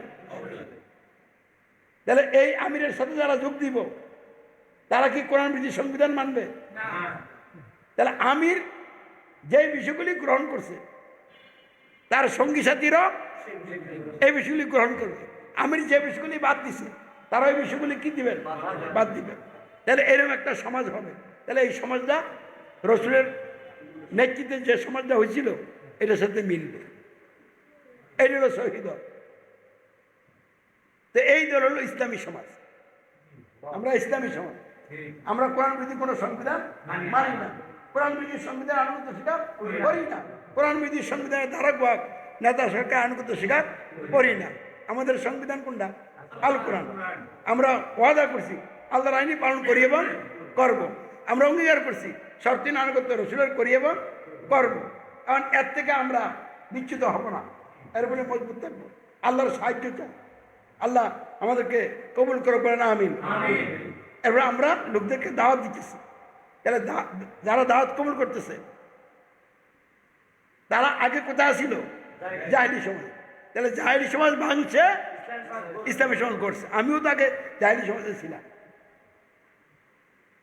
যারা আপনি এখন ইসলামী সমাজে, তারাও তো জাহেলি সমাজে ছিলেন। তাহলে জাহিলিয়াত ত্যাগ করছেন, ইসলাম নিছেন, জাহেলি সমাজ ছাড়ছেন, ইসলামী সমাজ যোগ দিচ্ছেন। কারণ এই বিষয় নিয়ে যারা জাহেলি সমাজের ধারক বাহক অনুসারী, তারা কি খুশি হয়ে গেছে? তাহলে তারা আমাদেরকে বাধা দিবে কিনা? তারা বাধা দিলে কি আমরা থেমে যাব? যদি থেমে না যাই তাহলে বাধা কমবে না বাড়বে? তাহলে বাধা বাড়তে বাড়তে কোন জায়গায় যাইব? এক জায়গায় যাইব। কোন জায়গা? যে আমিররা হত্যা করো, তার সাথে আরো কাটা কাটা আছে বেশি, হ্যাঁ, তারও ধরো, হত্যা না করলেও জেলে ঢুকাও, এবং তার কর্মী বাহিনী কে কখনো আছে, এটিতে আর ছাড় দেওয়া যাবে না। প্রত্যেকটা ধরে ধরে এখন কি করো? জেলে ঢুকাও। তাহলে এইটা হলো তাদের চরম সিদ্ধান্ত। আর আমাদের হবে এটা ইমানের সর্বোচ্চ পরীক্ষা। এটা কি হবে? তো ইমানের সর্বোচ্চ পরীক্ষায় ফেল করবেন না পাস করবেন? তাহলে পাস করলে কি করবেন? যে ওই জায়গায় যায় কি বলবেন? কোরআন বিধির সংবিধান মান্য নিলাম। ওখানে আরো মাথা উঁচু করে বলবেন, আমি আমাকে নিয়ে ভয় করি না, আপনাদেরকে নিয়ে আমি চিন্তা করি। আপনাদের কি উপায় হবে? আপনারা কোরআন বিরোধী সংবিধান দিয়ে নেতা নেত্রী হইয়া আপনারা আল্লাহর বিরুদ্ধে অবস্থান নিছেন। আমি যখন আপনাদেরকে সত্যের দিকে ডাকছি, তখন আমাকে হত্যা করার সিদ্ধান্ত নিয়েছেন। আপনারা আমাকে হত্যা করতে পারবেন না যদি আল্লাহর ইচ্ছা না হয়। তবে আল্লাহর ইচ্ছা হইলে আমি এটাতেই খুশি আছি। তবে আপনাদেরকে আবারও দাওয়াত দিয়ে দিলাম যে আপনারা জাহেলাত কি করেন। যদি এইভাবে ওই জায়গায় কথা বলতে পারেন, বোঝা গেল আপনি ইমানের সর্বোচ্চ পরীক্ষায় কি করছেন? পাস করছেন। তখন আল্লাহ কি বলে জানেন? আল্লাহ বলে এইভাবে ইমানের সর্বোচ্চ পরীক্ষায় যারা জয়লাভ করবে তাদেরকে আমি রাষ্ট্রীয় নেতৃত্ব দিব। আর রাষ্ট্রীয় নেতৃত্ব অন্যরা আছে না, অন্যদেরকে আমি হটাই দিব। তাহলে আল্লাহ মানুষের দিনে আইনটা যারা রাষ্ট্র দখল করে রাখছে তাদেরকে ওখান থেকে পতন ঘটাবেন। কখন? ইমানের সর্বোচ্চ পরীক্ষায় আপনি যদি উত্তীর্ণ হন, তখন আল্লাহ ওদেরকে হটাবেন আর আপনারে বসাই দিবেন। এইটা হলো সমাজের রাষ্ট্রে ইসলাম প্রতিষ্ঠার লক্ষ্যে ইমানদারগণের রাষ্ট্রীয় নেতৃত্ব লাভের পদ্ধতি। তো এই পদ্ধতিতে যারা গণতন্ত্র জোটভোট নির্বাচন করে আছে, এই পদ্ধতির মধ্যে তারা নাই। তাহলে তারা একটা নতুন পদ্ধতি বার করছে। তাহলে আল্লাহর বিধানের বিপরীত যাইয়া আরেকটা পদ্ধতি আমরা বার করলেন, উপায় থাকবে আপনাদের? আর আমারে অনেক সময় হুমকি দেয়, আরে আমারে হুমকি দিয়েন না, আমারে হুমকি দিয়ে কোনো লাভ হবে না। আপনাদের কি উপায় হবে ওই নিয়ে আপনারা চিন্তা করেন। দল আপনাদেরকে রক্ষা করবে না। কবরে গেলেই প্রথম প্রশ্ন করবে মার রব্বুকা, তখন জবাব দিবেন কি? আর যখন গণতন্ত্রের লইয়া মরবেন, এটা জাহান্নামের গাড়ি, এই গাড়ি জাহান্নামে যাবে, তা আপনি জাহান্নামে যাবেন। তাহলে আপনি যে জাহান্নামের আসামি হইয়া জাহান্নামের পথে চলছেন, এই জন্য আপনার ভয়াবহ পরিণতি, ওইটা নিয়ে আপনি চিন্তা করেন, আমারে হুমকি দিয়ে লাভ নেই। এই কথাগুলি আমি বহুবার গ্রেপ্তার হইয়া যারা আমাকে পাকড়াও করছে তাদেরকে বলছি। তারা আমারে বলছে আপনি তো রাষ্ট্রদ্রোহী। তা আমি বললাম অবশ্যই আপনাদের বানানো রাষ্ট্রের আমি বিদ্রোহী। তবে আপনারা হইলেন আল্লাহর দুনিয়া বসবাস করা আল্লাহর আইন বাদ দিয়া একটা কুবরিয়ার শিখ দিয়ে রাষ্ট্র বানাইছেন, আপনারা তো আল্লাহর দ্রোহী।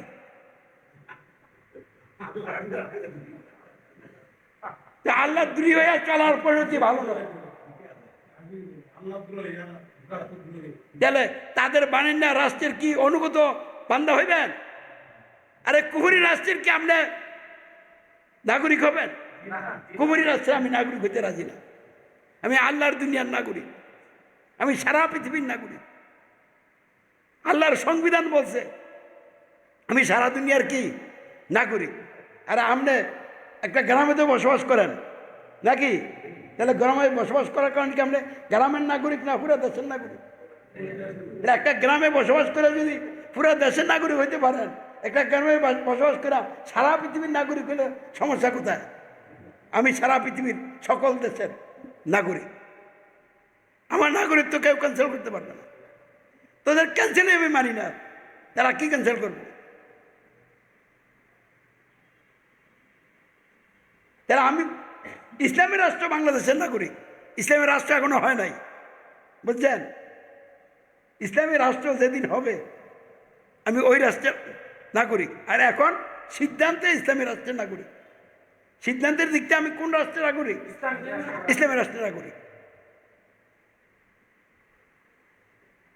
তাহলে ইফতারের সময় বোধ হয় কাছাকাছি আসা গেছে, কয় মিনিট আছে?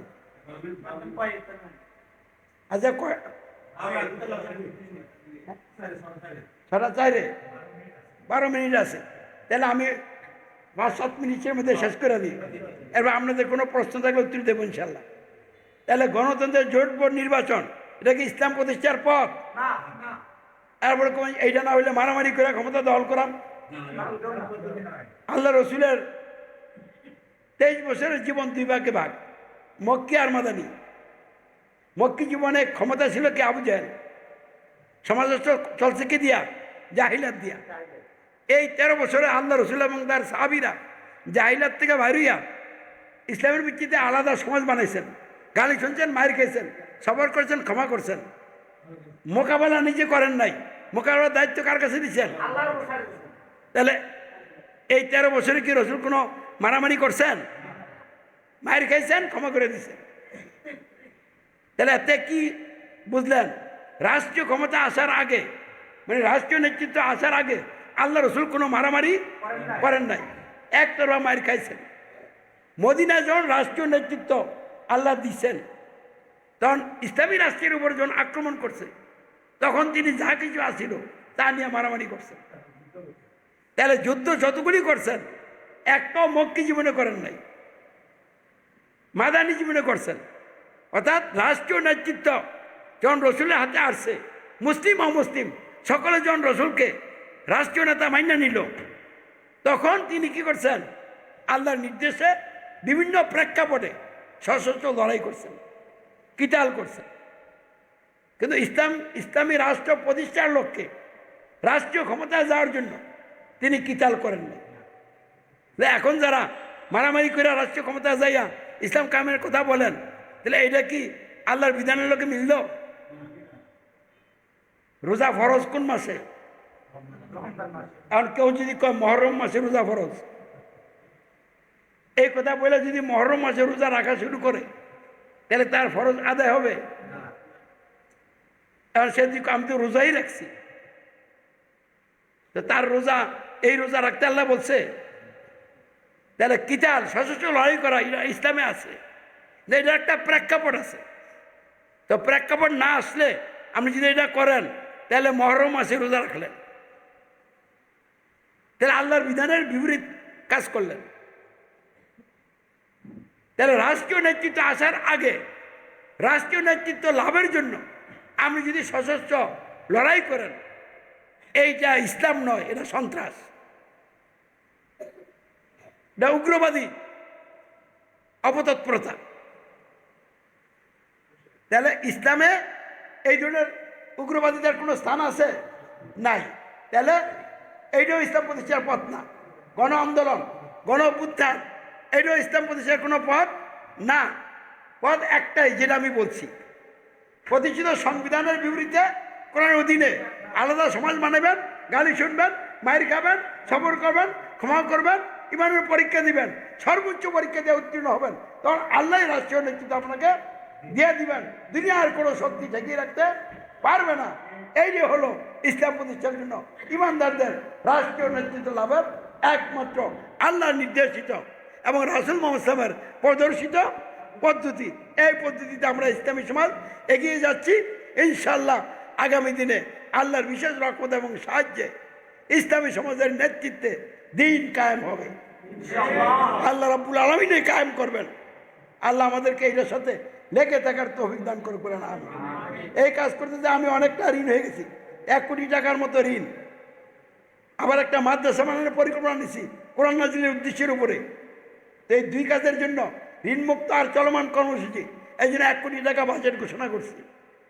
আর মাদ্রাসা পাইলিংয়ের কাজ করছি, এখন উপরের কাজ ধরব, এই জন্য 50-60 লাখ টাকা লাগবে। এই জন্য রমজানকে সামনে রেখে মাদ্রাসার জন্য 50 লক্ষ টাকা বাজেট ঘোষণা করেছি। তাহলে মোট বাজেট কত? 1.5 কোটি, 1 কোটি আর আধা কোটি। এই 2টাকে সামনে রেখে এই রমজান মাসে আল্লাহর সন্তুষ্টির লক্ষ্যে প্রত্যেকে যার যার অবস্থান থেকে সর্বোচ্চ কুরবানি করবেন, একটা এককালীন দান হিসেবে দিবেন। আপনাদের কাছে এটা দাবি ইসলাম প্রতিষ্ঠার জন্য আর কোরআন নাজিলের উদ্দেশ্যের উপরে মাদ্রাসাটাকে দাঁড় করানোর জন্য। আপনাদেরকে ওই মাদ্রাসায় ছাত্র হিসেবে ভর্তি করাবো ইনশাল্লাহ। ছোট বড় বয়স্ক নারী পুরুষ সকলেই এই মাদ্রাসায় কি হতে পারবে? ভর্তি হইতে পারবে। আমরা ওখান থেকে আসা আপনাদের গ্রামে ক্লাস করে এলাম ইনশাল্লাহ। এই পরিকল্পনা মাদ্রাসা। আজকে এই পর্যন্ত রাখি।